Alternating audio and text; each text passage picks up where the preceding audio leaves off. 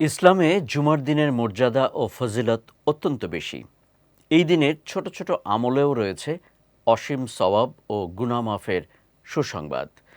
বিশেষ করে জুমার দিন আসরের নামাজের পর একটি দরুদ শরীফ পাঠের মাধ্যমে মহান আল্লাহ বান্দার দীর্ঘ বছরের গুনাহ ক্ষমা করেন বলে হাদিসে উল্লেখ রয়েছে।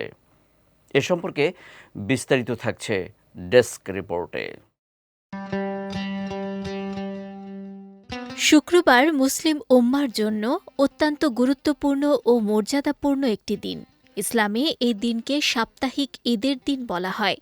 জুমার দিনের ফজিলত ও গুরুত্ব সম্পর্কে পবিত্র কুরআন ও হাদিসে বহু বর্ণনা এসেছে।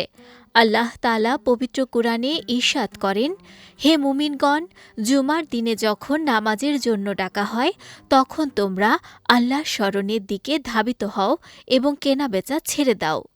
এটাই তোমাদের জন্য উত্তম যদি তোমরা জানতে।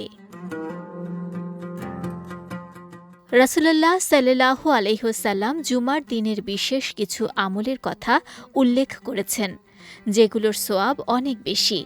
এর মধ্যে অন্যতম হল জুমার দিন আসরের নামাজের পর দুরূদ শরীফ পাঠ করা।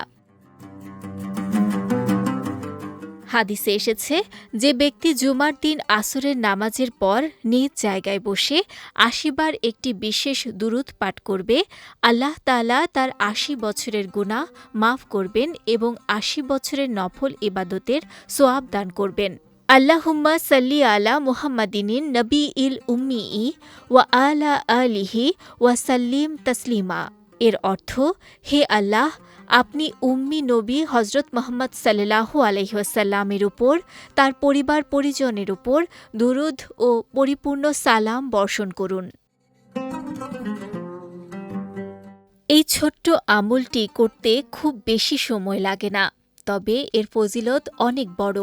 তাই প্রতিটি মুসলমানের উচিত জুমার দিনের গুরুত্ব উপলব্ধি করে বেশি বেশি দুরূদ, দোয়া ও ইবাদতে সময় কাটানো। বিজয় টিভি নিউজ ডেস্ক।